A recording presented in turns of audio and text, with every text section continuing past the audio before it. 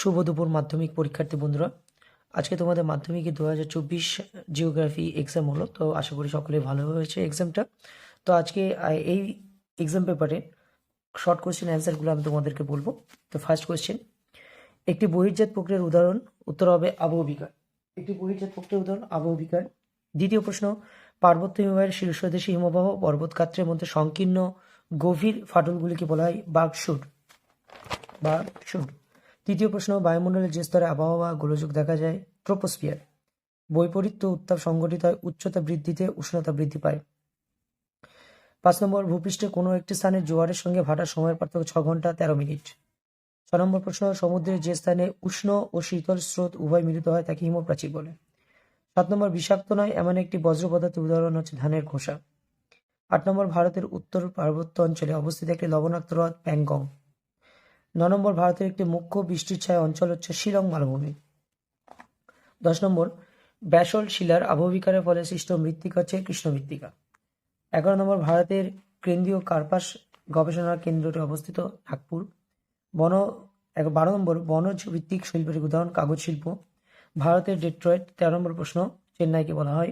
14 নম্বর প্রশ্ন, উপগ্রহ চিত্রে নদী ও জলাশয় যে রং সাহায্য নির্দেশ করা হয় সেটা হচ্ছে গাঢ় নীল। এরপরে দেখো বিভাগ ক্ষয়ের 2 দাগের যে শুদ্ধ অশুদ্ধ রয়েছে। প্রথম প্রশ্নটা 2-1 নদীর উচ্চ অঞ্চলে ধারণা অববাহিকার সৃষ্টি, এটা শুদ্ধ। 2 নম্বর, ঝুলন্ত উপত্যকা নদীর ক্ষয়কার্যের ফলে ঘটে যায়, অশুদ্ধ। 3 নম্বর, সমুদ্র বায়ু সন্ধ্যাবেলায় প্রবাহিত হয়, অশুদ্ধ। হিমালয়। 4 নম্বর, হিমালয়ের 2টি উল্লেখযোগ্য উদ্ভিদ গরান ও গোলপাতা, অশুদ্ধ। 5 নম্বর, গোদাবরী ও নদীগ্রস্ত উপত্যকার মধ্যে দিয়ে প্রবাহিত হয়, অশুদ্ধ। 6 নম্বর, আর্সেনিক একটি বিষাক্ত বজ্র, শুদ্ধ। 7 নম্বর, মহাকাশে প্রেরিত ভারতের প্রথম কৃত্রিম উপগ্রহ নাম অ্যাপোলো, অশুদ্ধ। এরপরে 2 দাগের যে শূন্যস্থান পূরণ রয়েছে, একটা প্রপাতকূপ বা প্রাঞ্জীপুর সৃষ্টি হয় জলপ্রপাতের পাদদেশে, উত্তর হবে জলপ্রপাত। 2 নম্বর, বায়ুপ্রবাহ ও সমুদ্র স্রোত বিক্ষিপ্ত হয় কোরিওলিস শক্তির প্রভাবে। 3 নম্বর, নিরক্ষীয় অঞ্চলে পরিচলন ধরনের বৃষ্টিপাত সংঘটিত হয়, উত্তর হবে পরিচলন। 4 নম্বর, শীতল ল্যাব্রাডর স্রোতের প্রভাবে নিউফাউন্ডল্যান্ড অঞ্চলে শীতকালে তুষারপাত হয়, 4 নম্বর উত্তর হবে ল্যাব্রাডর। 5 নম্বর উত্তর কঠিন, ব্যবহৃত ইঞ্জেকশন সিরিঞ্জ একটি কঠিন বজ্র। 6 নম্বর, ন্যাপথা পেট্রোরসায়ন শিল্পের প্রধান কাঁচামাল, এটা পেট্রোরসায়ন উত্তর আসবে। 6 নম্বর হচ্ছে ন্যাপথা পেট্রোরসায়ন শিল্পের প্রধান কাঁচামাল। 7 নম্বর, 2011 খ্রিস্টাব্দে আদমশুমারি অনুসারে ভারতের সর্বনিম্ন জনগণত্ব সম্পন্ন রাজ্য হচ্ছে অরুণাচল প্রদেশ। 2.3-এর একটি বা দুটি শব্দের উত্তর। চুনাপাথর। একটা চুনাপাথর যুক্ত অঞ্চলে নদীর ক্ষয়কার্য কোন প্রক্রিয়া প্রাধান্য দেখা যায়, দ্রবণ।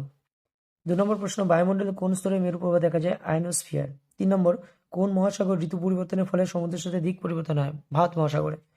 4 নম্বর, কর্ণাটকের ব্যবচ্ছিন্ন মালভূমির নাম কর্ণাটক মালভূমি। 5 নম্বর, কোন শক্তিশালী ক্রান্তীয় ঘূর্ণিঝড়ের প্রভাবে 2020 খ্রিস্টাব্দে দক্ষিণবঙ্গে ক্ষতিগ্রস্ত হয়েছে, আমফান।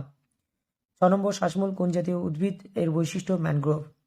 7 নম্বর, খনিজ তেল ও স্বাভাবিক গ্যাস বহনে কোন পরিবহন মাধ্যম খুবই উপযোগী, পাইপলাইন। 8 নম্বর, ভূবৈচিত্র্য সূচক মানচিত্রে যে কাল্পনিক রেখার সাহায্যে ভূমির উচ্চতা দেখানো সেটা হচ্ছে সম উন্নতি রেখা। এবার 4 থেকে তোমাদের বাম স্তম্ভের সঙ্গে ডান স্তম্ভ মিল করতে হবে। কাশ্মীর উপত্যকা হবে জাফরান, লুনি নদী রাজস্থান, রণডেনড্রন হবে আলপি উদ্ভিদ এবং সালেম হবে শঙ্কর ইস্পাত কেন্দ্র।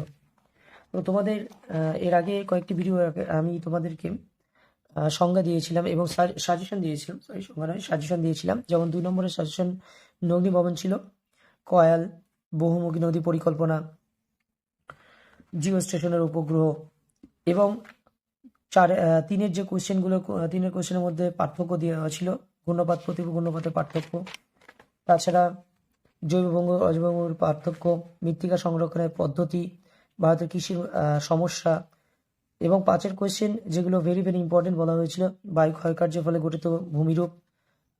তাছাড়া রয়েছে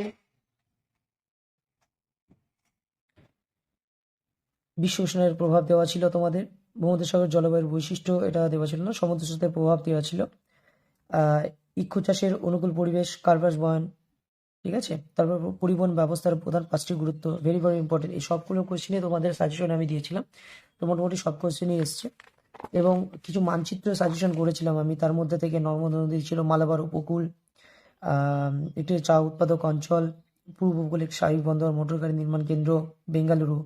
তো এখান থেকে মোটামুটি 6টা-7টা কমন এসছে। তো আশা করি তোমাদের এক্সাম ভালো হয়েছে, ভালো মার্কস হবে তোমাদের। তো এখনো পর্যন্ত যারা আমার এই ভিডিওটি দেখছো, যারা আমার চ্যানেলটিকে এখনো নতুন হয়ে থাকো, অবশ্যই আমার চ্যানেলটিকে সাবস্ক্রাইব করবে এবং ভিডিওটি ভালো লাগলে অবশ্যই একটা লাইক করবে।